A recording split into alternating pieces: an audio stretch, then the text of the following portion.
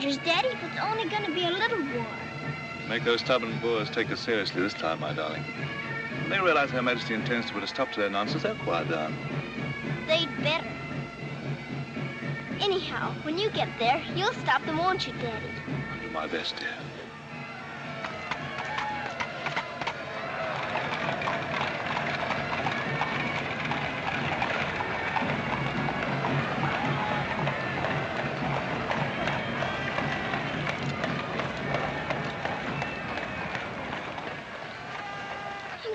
You so. I'll be back and we'll be together again before you can say knife. I can say knife a good many times in a year. But at the school you'll have charming little girls to play with, books to read, a pony to ride, and after all there'll be Emily, you know. Yes, there will be Emily.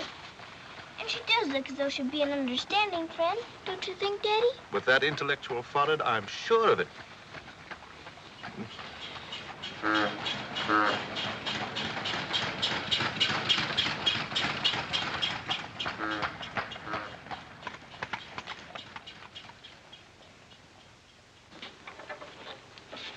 Very cheerful-looking school, is it, Daddy? I'm afraid nothing had seemed very cheerful to us at the moment. Well, maybe it'll be better on the inside. Of course it will. Oh, I'm sorry, sir. So sorry. We're all sorry. Get him out.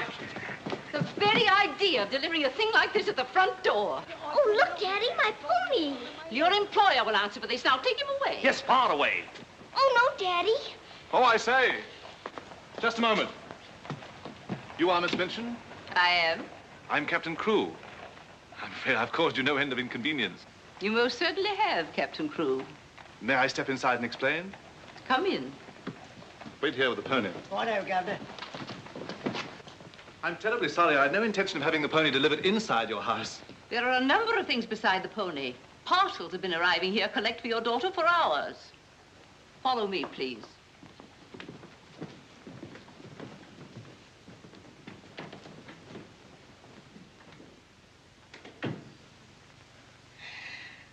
Apparently, you are not aware, Captain Crewe, that I conduct one of the most dignified and exclusive schools in London. Oh, yes, so I understood. That's precisely the reason why I brought my daughter to you.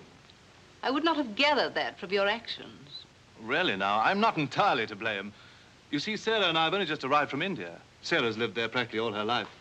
We'd no more than got here when I learned that my regiment was to leave at once for South Africa, so we had to act hurriedly. But I wrote you, explaining that I do not take young ladies without an interview and the most impeccable references. I wrote you also that at the moment I had no vacant rooms. Well, in that case, Daddy, we might as well move on.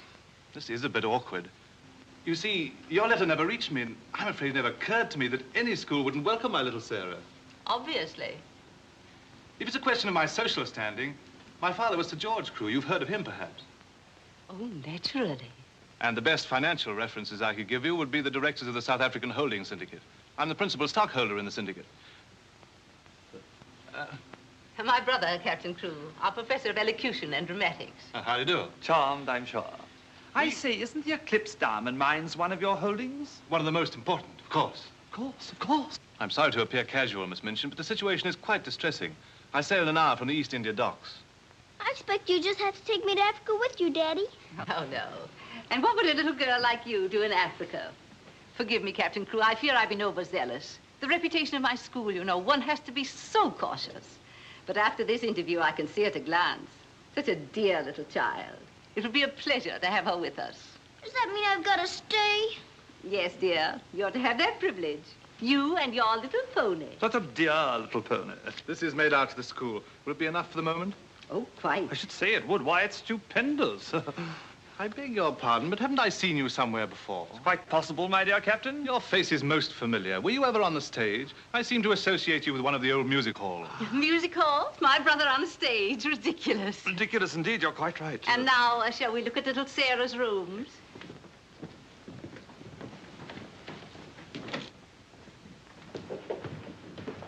Just a moment, Miss Rose. This is Miss Rose, one of my most capable teachers. Captain Crewe has done us the honor of placing his little daughter, Sarah, with us. How do you do, Miss Rose? How do you do, Captain Crewe? We shall do everything we can to make your little girl happy. I'm sure you will. Children, we have a new pupil, Sarah Crewe. Say how do you do to her. How do you do? I'm very well, thank you. Lavinia, Jessie, that will do. You may proceed, Miss Rose. Children?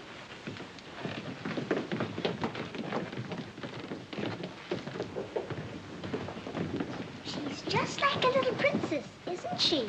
That's what she is, a princess. And I expect now some people around here won't think they're so smart. Oh, won't they? Wait and see. Princess, indeed. Fortunately, the rooms have just been papered, and the fireplace has an excellent draft. But I thought you didn't have any rooms. But I didn't know then what a dear little girl was coming. But why does that make more rooms, Daddy? Lady Bentley's little daughter has only recently vacated the rooms. Our best suite, of course.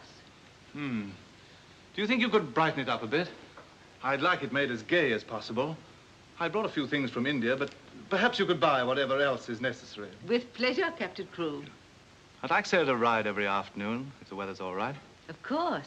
Fortunately, we have a splendid riding master. I expect you think I'm completely spoiling the child. And no doubt you're right. But actually, it's good for her. She's much too inclined to bury her little nose in a book and keep it there until someone lures her out of it. You see, Miss Minchin, Sarah has no mother, and we've never been separated for more than a few days. How touching. This is going to be very hard for her. Have no fear, Captain Crewe. I'm a mother to all my little girls. And now, I'll leave you to your farewells.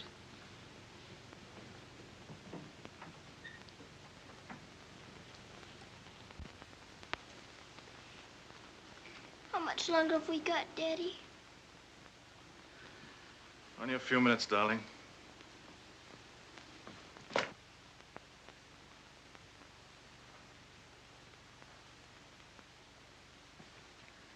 You're learning me by heart, little Sarah. No, Daddy. I know you by heart. You're inside my heart. We're going to be brave, aren't we?